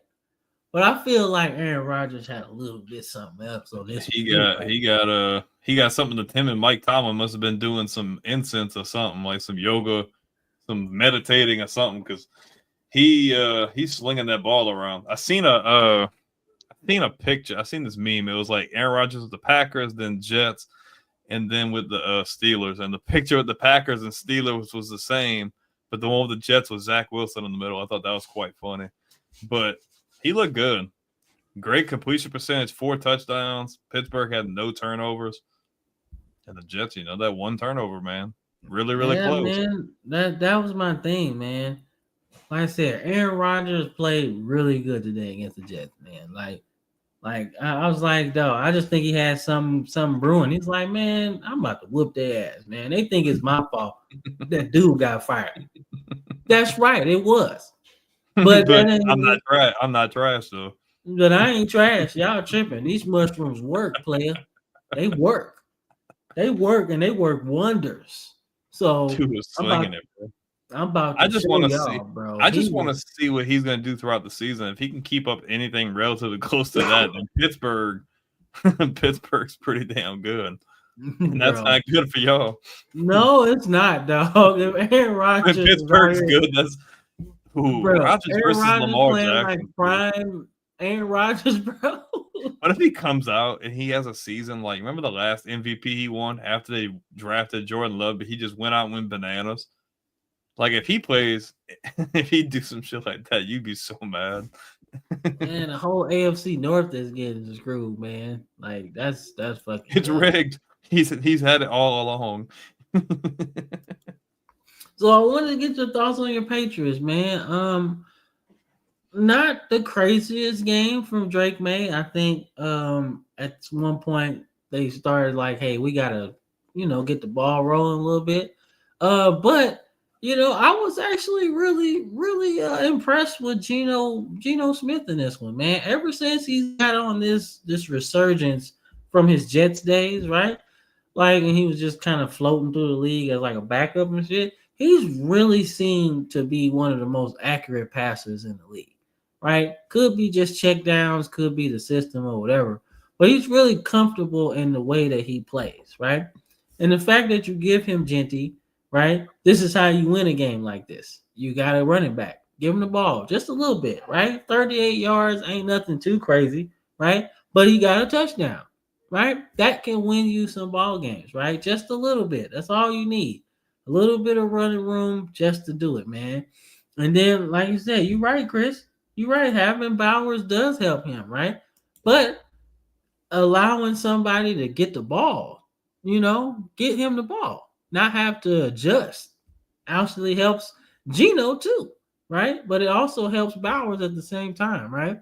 And then you still got to shout out your boy Devin White, man. I told you Devin White was going to be good with the Raiders, man. I was like, he just need an opportunity. That's it. The Bucks just kind of cast him off as he wasn't good or nothing. Dude, and the Eagles picked up and they waved him, so it was like, yeah, like you did he get a ring though, or was he with the Texans? I don't know. I don't know neither. I mean, it's not a big deal. I just was not sure. But I mean, the fact that he can still ball, he's a former 5th overall pick, man. Come on, man, he can definitely play still. The fact he got 11 tackles, man. Shout out to Devin White, man. Not quitting, because a lot of people will be like, man, fuck it. I made my money, so I'm cool. I don't need to play no more. But he still want to play. He on a 1-year deal, too. So he's looking good, man. Max Crosby obviously got a sack. That's really fucking good. But I do like the fact that Geno Smith look good, man, look real good. And if he plays like this, and as Genty gets ramped up as the season goes on, the Raiders could be interesting. Just a smidge. Just a smidge. Everybody can't make the playoffs in the AFC West, but this shit's gonna be pretty good. So what you think about your Patriots though? I like what I've seen from Harold Landry and Caden Ellis. I thought they looked good defensively for the most part. I just didn't think they really made any adjustments in the second half offensively. I didn't think Drake May looked the worst, but they need to do better coaching because I feel like this game was definitely attainable. And I mean, it's week one. It's a whole new coaching staff. It's a whole new thing. I didn't think they were the worst. And the Raiders are a lot better than what people want to give them credit for. They need to update Brock Bowers' picture so he looks more like Jimmy Graham because, he shaved that horrible hairline. But nah, I think we'll be all right, man. It's just week one. It's not a division game. I wasn't necessarily expecting us to get this win. I just need to see the coaching staff making better adjustments and because they had the lead. They had the lead and they kind of squandered it off in the second half and just couldn't get anything else going offensively. It's good to see Kayshon Boutte get 100 yards receiving. They just need to be able to do more. And I think they'll adjust over time. I think you'll see Vrabel get more comfortable and them start to look better and more disciplined on offense and defense. Okay. I don't know what that means, but I don't know either. But hey, you probably talking about the Titans because they actually probably had a chance to beat the Broncos today. But then we talk about your other team, man, the Saints, man. I thought it didn't look that bad, man. I think Alvin Kamara should have a lot more yards. But I expect him to be a trade piece, man, later on for y'all to get some more. I don't think he don't want to leave. I think he's one of them guys that wants to I think he'd take a pay cut to stay. I don't think he wants to leave at all. Man, hey, it's not his I'd call. hold on to I'd hold on to him. I would too, man. But I don't know, man. But that's not neither here or there. I just feel like they should have won this game because there's a lot going for them. Shout out Cam Jordan, man. And Rattler didn't have a bad game. They just don't have a whole lot. I don't feel, and there were a lot of people ragging on him. No, I don't think they're trading Rattler. I wouldn't use Rattler as a trade piece. I mean, he didn't even look that bad. Honestly, I don't even think the Saints have their guy for the future in the building right now. I don't think Rattler's the guy. I don't think Shucka's the guy. I'll just be honest with you. But Rattler's got more experience, and I don't feel like he looked bad in this game. I just don't feel like they had enough. Defensively, they did okay. They just need to be able to end. It's another situation. It's a brand new coaching staff, brand new offensive coordinator, defensive coordinator, and head coach. There's going to be growing pains. There's going to be things they have to be able to correct on. Give credit to Arizona where it's due, but the game was definitely attainable. You know what I mean? But they're going to have to adjust, and they're going to have to look back on the film and be like, okay, we need to do this better and this better. But I think the Saints, I don't think they're going to be as bad as what people think they'll be. I think they're still obviously a top 10 pick team, but I think they'll be all right. They'll be all right. I wouldn't be looking to trade Rattler. Realistically, I just don't think they have their guy. I don't think either one of those guys is going to be their guy. Depending on how the season goes and where they draft at, depending on what Kellen Moore thinks, I think maybe they go for there. I think they try to draft their guy. I like Rattler. I do. I like Rattler. I do. I like the fact, but they got some issues discipline-wise because the penalties were just too much. Mm-hmm. But I didn't know where Trey Benson went, man. But shout out to him, giving them a little bit of a boost in the running game, right? But Marvin Harrison, he looked like he was actually worth that pick, as high as he did. This is the kind of performance you need from him. He obviously put on a lot of weight this offseason, so he's looking to, get in those intermediate routes, get real nasty up in there. And it seemed like he can take it now. So we'll see. Buda Baker doing this thing, man. Shout out to them extending him. Glad they didn't freaking ship him out. He's too damn good. Keep him. Yeah, you got to keep him on defense. He's been too good. Especially you add pieces. So, all right, this is what I want to talk about. Daniel motherfucking Jones, man. Cooked What? Miami, dog. What? He cooked them, dog. What? Yeah, Anthony Richardson, who? That's not looking good Bro, for him, bro. I Jones said the looked same good. thing. I said, I don't know, bruh. I don't think they thought that Daniel Jones was gonna be this good. He's like, hold my beer, watch this. I'm gonna show He's you like, how you brought hold me in. my beer, because that's where you're gonna be at all season, bro. Sitting at the bar Clipboard, watching me. clipboard. You gonna be the clipboard guy, because that's done, bro. That's impressive, over bro. with. Great completion percentage, almost 300 yards to the air, and no And I think the turnovers. Colts are number 1 in the AFC South right now.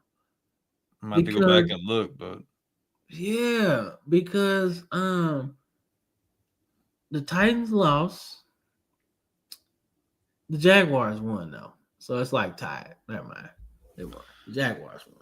Yeah, that's it. Yeah, the Jaguars won too. Chris, I mean, you was complaining about your Titans in the chat. Maybe you should, trade your fandom to Duval County. Nah, bro. Nah, he good in Tennessee, bro. They almost had that game, dog. I don't know what happened.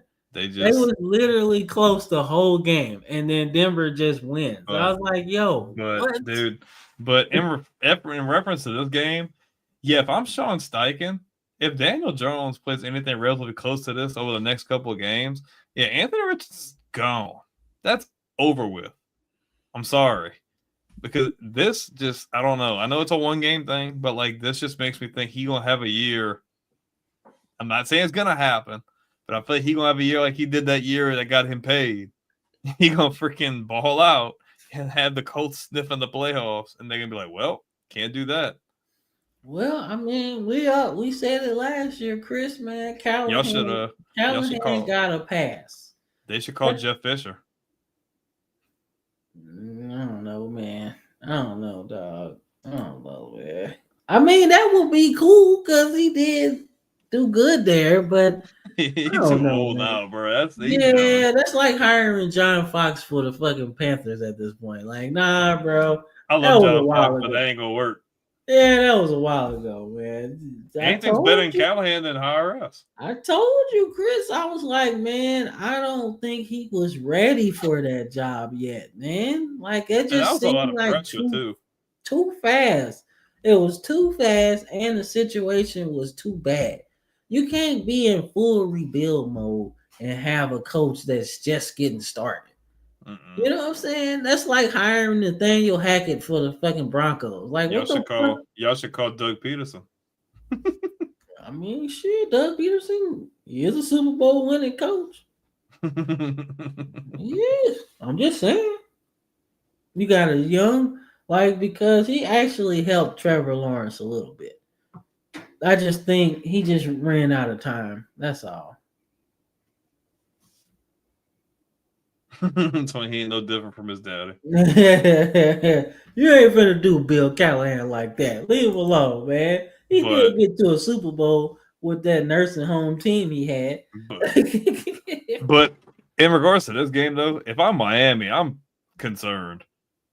Oh, yeah, that was horrible. Because I seen a meme earlier. It showed the back of Tua's jersey. Instead of his last name, it was called "Turn the Ball Over." So I'm like, okay, so if we're not dealing with the injuries, this is what we're gonna be dealing with. And you guys are in trouble. Bruh, he was like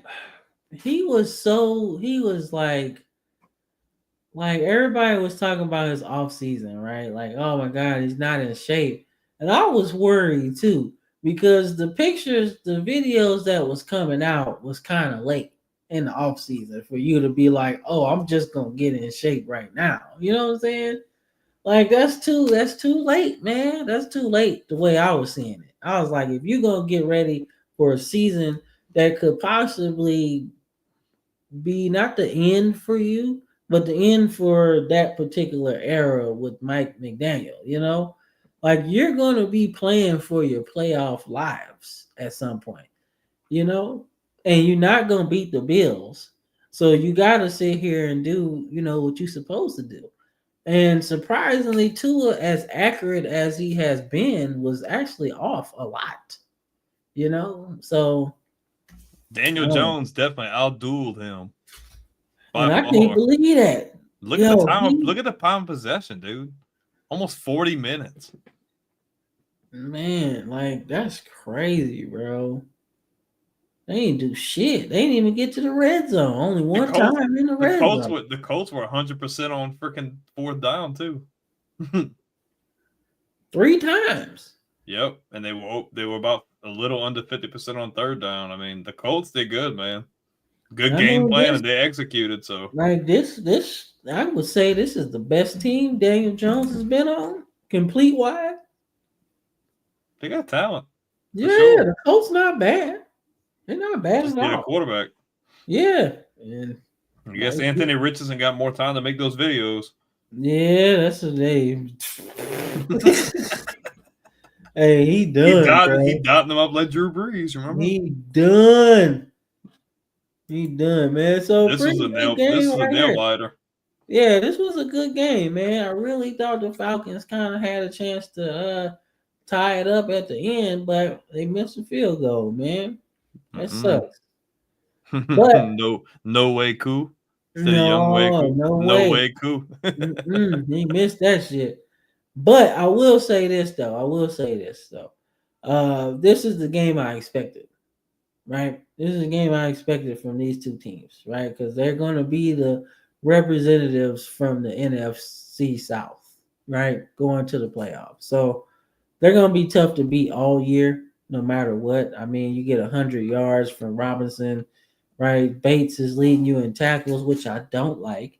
But Algier, right? He's going to give you some more yards, right? You're going to get more yards from Robinson, right? But Penix, even though he was kind of up and down in terms of completion percentage, he looked really, really good.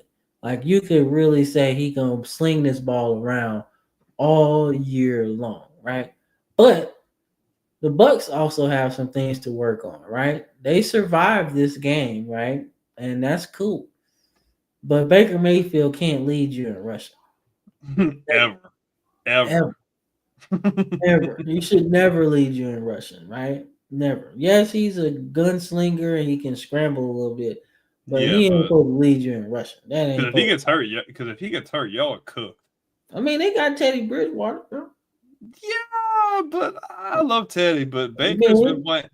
Teddy Bridgewater beat out Kyle Trask, who had been a backup for the last 3 years. Yeah, and Teddy Bridgewater beat him in 2 weeks. I get it, man. I just think Baker is the reason that offense goes really good, you know. I agree. But I do think this game is a lot more. I think this game is a lot more about let's just see what they got and we can catch them. Because I feel like the next game is probably going to be for the division. And whoever wins that next game is probably winning the division. Yep. Nah, it's not going to be a trend. Like I told you, Chris, it's more so about, okay, they took our best shot and we lost on a field goal. So if we tighten up a few things here or there, we can beat the shit out of them. And they survive, right? But we know that we can beat them. I feel like this is a year of make or break year for Atlanta, though, because you have too much talent to keep falling up short. Yeah, I don't hate Raheem Morris. I just didn't necessarily like the fit. I didn't either. And I'm not hating on him. I'm not hating on him. Well, that's what I'm saying. I just felt you could have went for somebody else. This is my thing. Like they were talking about it earlier in the chat, and I just said, "Oh, they got all this talent," because we were comparing Atlanta and them. I'm like, Atlanta's been on the same song and dance fight the last 3 or 4 years, and coaching is obviously the problem. But like, it's too much damn talent.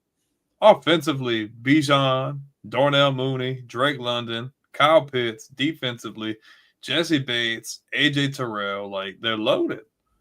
There's no reason you should. I'm not sold. I understand. Like I think you picked Atlanta to win the division. But I just have that feeling they're going to underperform again. I think that's just going to come down to coaching. I just think Atlanta needs a guy, and I just don't necessarily think that he's that guy.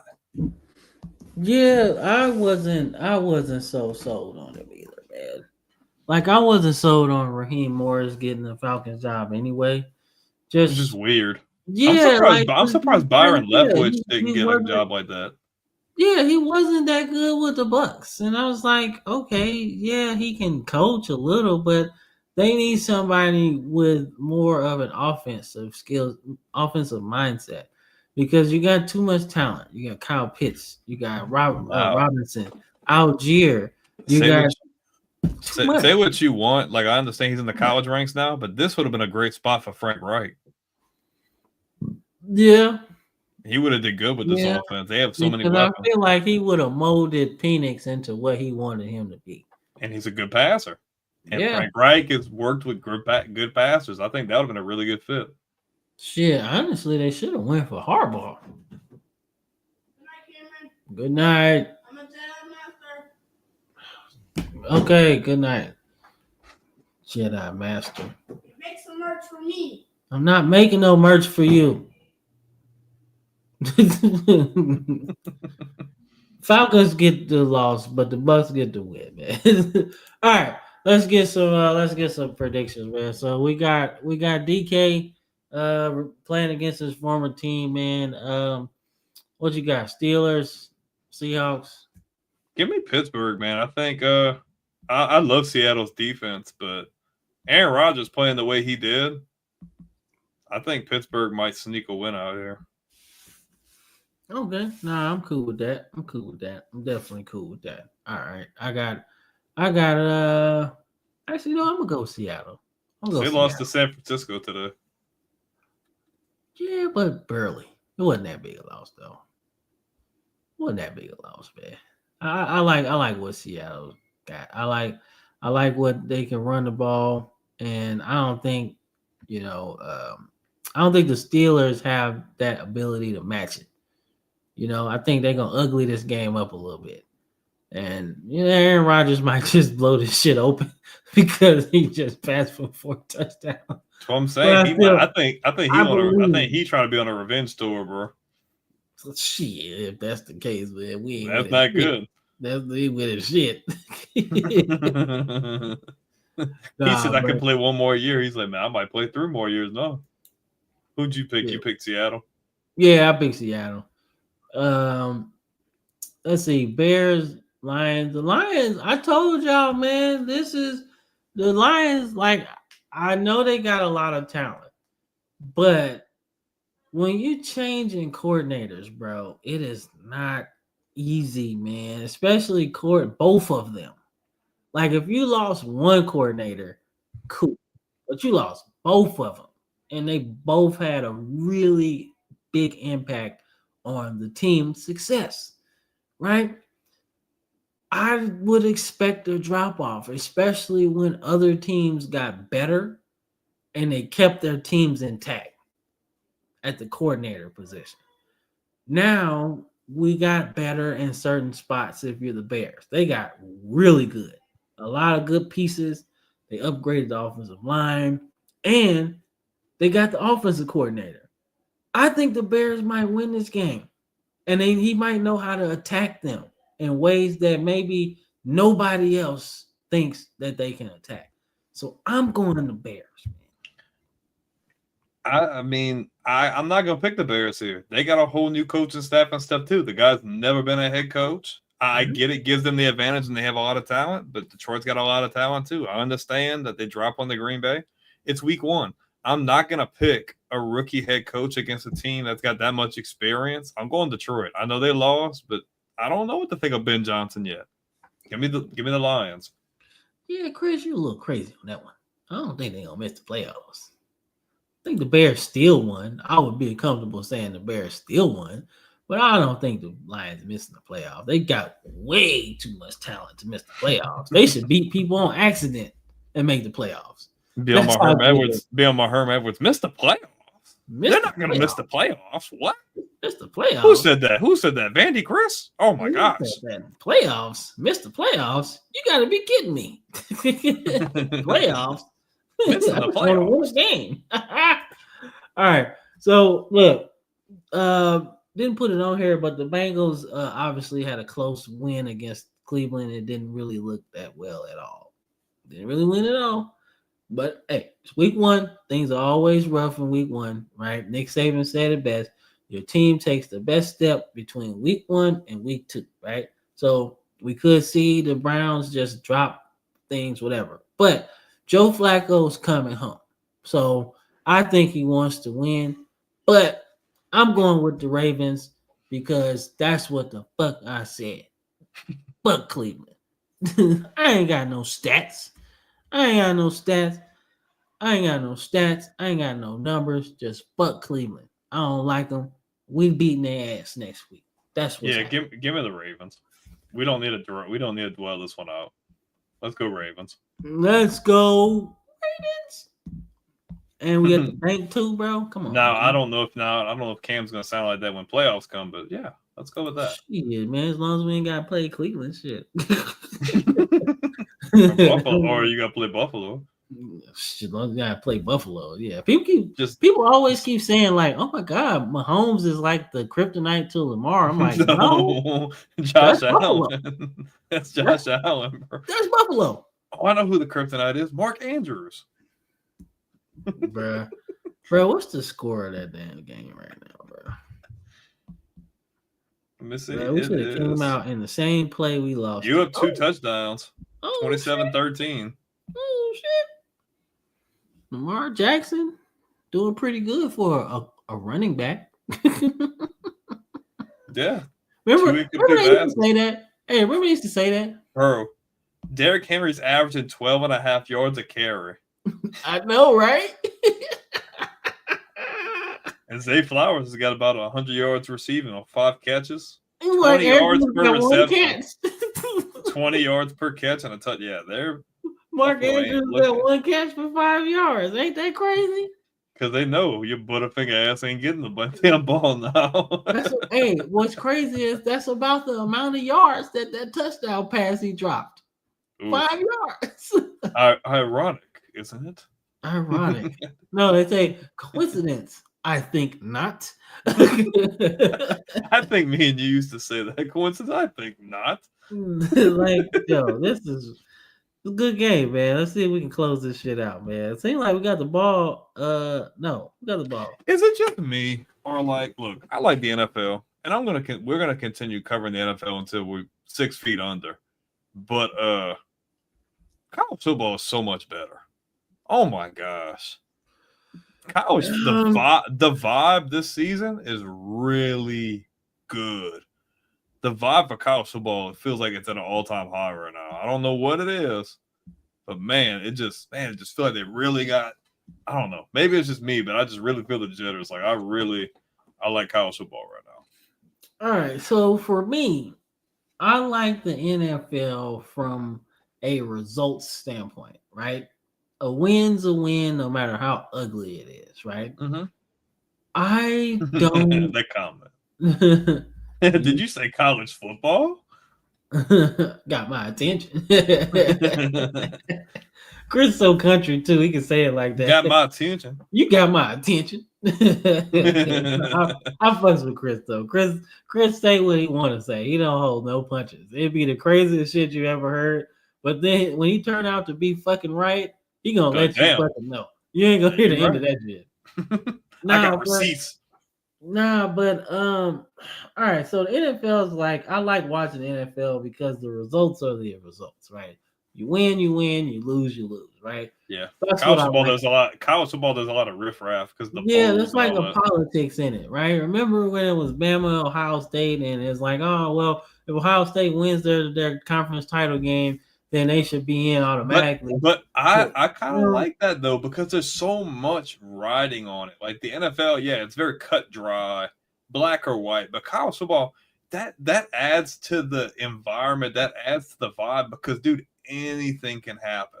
And anything can happen in the NFL, but I feel like most of the time when you think NFL and you think anything can happen, it's most of the time when you think playoffs, because when playoffs happen, it's like going to the voodoo house. Is like, man, you don't know what's going to happen. Like, it's literally equivalent of that, but it's like college football. Yeah, there's a lot of riffraff and there's a lot of politics, and like some teams kind of get the shaft, But man, I just feel like that adds to like what college football is. It's a freaking rat race, bro, dog. It's a freaking gauntlet. It's a freaking domino effect. Like there's so many crazy things can happen. And I feel like you just feel more of the love for the game. And people are at universities and stuff. I know we're in an era of NIL where people want to get paid, but you're in an era too where a lot of guys want to go where they want to go because that's where they want to go. In college football, like you just don't have that in the NFL because it's just money. But college football, just the vibe is there, the environment, like it's just hostile. Like you don't feel that in the NFL. Like the games just feel like they mean so much more. And it's so crazy because it feels like it comes down to the very last second and something crazy happens. So I love the NFL. I'm more of like an NFL legacy guy. I think me and you are kind of like more like old school. Like I feel like a lot of our conversations are more on the past. I feel like when we're in our 50s and 60s, we'll still be talking about, bro, you remember that game from the 80s, bro? Like, you remember that? Like, but college football is just like, I don't know. It just feels like college football is timeless. Like, it's just every year is something crazy. Not every year is 2007, but every year is something crazy. And I just feel like as years go on and they change, and I feel like at some point we're going to end up getting to like a 2018 play. I know it's coming. It's going to come at some point. It will, but you know what? You never know. I still enjoy it. I love the NFL. I do, but I just don't enjoy it as much. You know, I feel like the NFL really, not gonna say died to me, but I feel like it was like not at its peak, but like when we were in high school and shortly after that, I feel like that's when it was really like before it kind of started buckling with politics and stuff, and just like the way the game is. I don't know if you understand or maybe the viewers grasp it. I don't know. It's just the vibe is different. Everything's too, I don't know, but I still enjoy it. Like I'm not, I don't know. Maybe that didn't come off the right way, but no, I get what you're saying. I do like the vibes of college football, man. Just kind of watching your team come out and how they come out. Like I don't like Tennessee per se, but I love their pageantry of running through the deep. Like nobody does that shit but them. You know what I'm saying? Y'all got the two goalpost things. Like y'all keep that shit. That shit's real. You know what I'm saying? So I like the vibes. I just don't like the politics of it at the end. That's the only thing. Yeah. Like everything else about college football, I love. But the politics, I don't like it. And that's why I like the NFL when it comes to the playoffs, because it's like it's definite. It's definite. You win. And then you're in. Tiebreaker. You win or you're in. Pretty much. Yeah, like that's kind of what I really fuck with when it comes to the NFL. And I agree with that. I do like that. But you know something else I like about college more? I can watch any college football game and it'll be entertaining. The NFL, it's like, ugh. Remember, like we see those memes of like, hey, you remember for a long time, like we'd see Thursday Night Football and it would be like the Titans and the Jaguars, and they're like, that's gross. But like college football, it's just like, I can watch any college football game and be like, whatever, because you just don't know what the hell's going to happen. Like, you might be like, it's going to be like North Dakota State and Hawaii, and then be like, whoa, like, you know what I mean? Like, it could be anything. Yeah. You might be watching like the SWAC championship and be like, damn, like, okay, freaking Alcorn and Jackson State are freaking balling out. Like, you just don't know. Yeah, and then, I think that's what I like.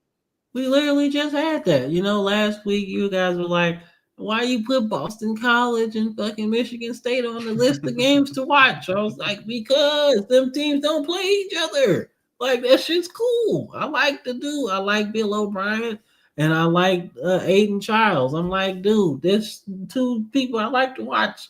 So I'm like, this game might be pretty good. Didn't know it'd be that good, but I like helmet games like that. You know what I'm saying? That's what I like sometimes, man. That's what kind of gets me excited. It's just fucking politics at the end. Like, that's the shit I really hate, man. I feel like that's a shot at me, Chris. Everybody, like, I played a harder schedule, so I get a pass for. I feel like that's a shot at me because we did lose like 4 games, but we had a tough schedule. That was our argument. He's probably talking about Andrew too. Yeah, like I ain't fucking with it. I like when you get 4 losses, bro. Nah, you ain't getting in the playoffs, bro. I'm sorry. Like, that's why I wasn't really defending Bama for real. I was like, dude, we got he was already kind of checked out at that point anyway, so it was okay. I was like, dog, we playing like dog shit. We ain't beating. If we get in there at the 12th seed and gotta play fucking Oregon or some shit, we're not fucking beating them. We ain't got the horses to beat them. What the fuck we gonna do with them? And then Oregon come out and put 75 on Oklahoma State and shit. They're not finna do that to us. Fuck no.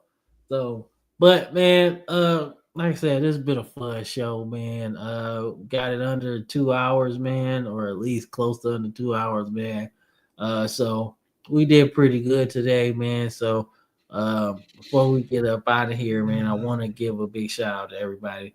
I want to give Wendy, Andrew, Brandon, he gave the video, myself, we gave the video some love.